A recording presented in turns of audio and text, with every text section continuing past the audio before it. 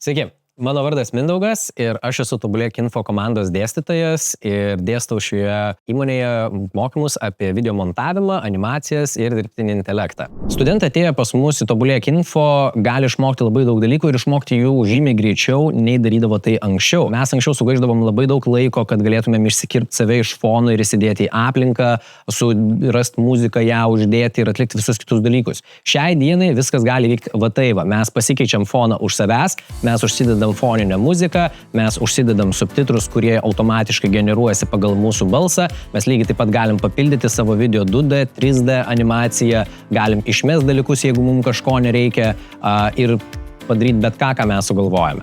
Mano istorija yra labai smagi.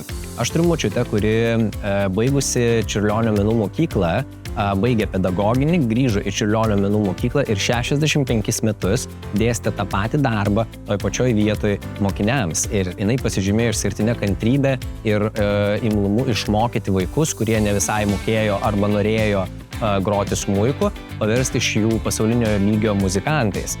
Ir turėdamas šitos įgūdžius kantrybės, dėstymo, minčių perteikimo, nusprendžiau pabandyti padaryti tą patį ir aš ir prisijungiau prie Tobulėk Info komandos. Ir man tikrai labai patiko, aš pajutau galimybę mokyti studentus, pamatyti, kaip jie paskui tas žinias pritaiko realiam gyvenime ir kaip tai pakeičia jų karjeras. O studentai įkvėpia iš tos pusės, kad labai dažnai tu pamatai žmonės, kurie ateina ir dar nelabai supranta šitame pasaulyje dalykų, bet po mokymų tu iš jų gauni žinutes: labas, aš buvau pakviestas būti Formulės 2 oficialių videografų, labas, aš įkūriau savo įmonę ir jai dabar filmuoju reelsus ir tavo išmokytos žinios man padeda sukurti savo marketinginius filmukus. Labas, dėl tavęs ir dėl Tobulėk Info mes gavome darbą su sese tenais didžiulėje įmonėje, va būtent tie dalykai labai įkvepia. Paskaitos pas mus būna dažnai dviejų tipų, tai būna gyvi mokymai, kur susirenka studentai į mūsų ofiso patalpas puikiai įrengtas ir mes dėstome jiems įvairiausius dalykus, arba būna nuotoliu.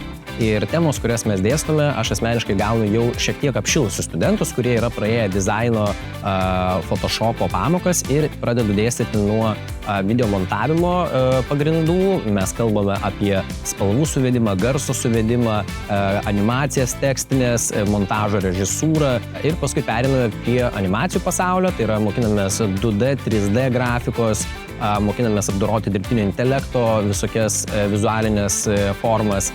Ir lygiai taip pat savo paskaitose aš kalbu ne tik apie tą techninį darbą ir bazę, tai yra kaip kažką paimti, padaryti, bet ir apie pasaulį po to. Kaip gauti darbą, kaip bendrauti su klientu, koks būna derybų procesas, kur darbo ieškoti Lietuvoje, užsienį, kokie tie darbai būna.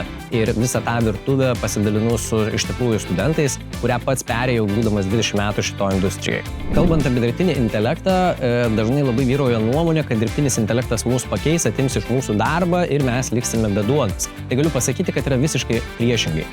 Dirbtinis intelektas tai yra tik įrankis, kurį jeigu mes pažabojame, mes patys atliekame darbus žymiai paprasčiau, lengviau ir greičiau. Ir studentai atėję pas mus, jie susipažįsta nuo pagrindų, tai yra nuo tekstinio dirbtinio intelekto įrankių, kaip mums suformuluoti greitai mintis. Vienas iš pavyzdžių, aš studentus išmokinu, kaip 2 sakiniais galima sukurti iš karto animacinio filmuko scenarijų, aprašymus, kaip generuoti iš to paveiksliukus, užklausą, kaip susigeneruoti muziką ir kaip susigeneruoti papildomas grafikas. Ir visa tai vyksta per keletą sekundžių. Ir be abejo šitie instrumentai ir įrankiai, jie tobulėja ir keičiasi su kiekviena diena, galima sakyti. Už tai mes kaip dėstytojai irgi turime neatsilikti ir ieškoti naujų įrankių, kuriais galėtume išmokinti studentus. Bet ar tai pagreitina absoliučiai darbą, tai manau kokiais 50-60% bendrai paėmus pagreitėja visi dalykai. Šiai dienai aš daugiau ChatGPT negu googlinu ir bendrai savo, sakykime, darbo eigoje įtraukiu dirbtinio intelekto kokius 50%.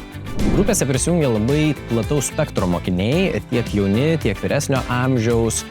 Yra mokinių, kurie visiškai nėra niekada nieko mokėsi ir lygiai taip pat yra mokinių, kurie jau dirba keletą metų, sakykime, to industrijoje ir nori savo žinias patobulinti.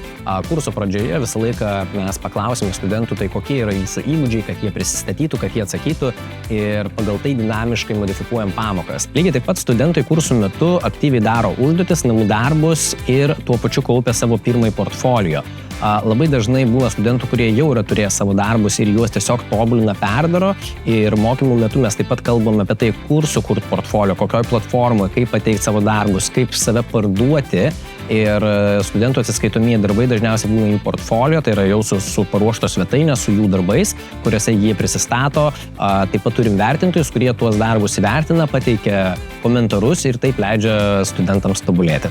Jeigu iš tikrųjų galvojate apie galimybę pereiti iš vienos industrijos į kitą, negalvokite, o pereikite. Ir mano pasirinkimas irgi būtų Tobulėk Info Akademija. Aš žinau, kad kursų egzistuoja nemažai, bet žinokite, esu turėjęs studentų, kurie buvę kitose kursuose ir sako, nieko panašaus nėra tenais, kas yra pas jūs. Pas jūs yra visai kitas lygis, visai kiti dėstytojai, visai kitos programos. Tai jeigu iš tikrųjų norite, keiskit savo industriją, pakeisit savo gyvenimą ir ateikit pas mus.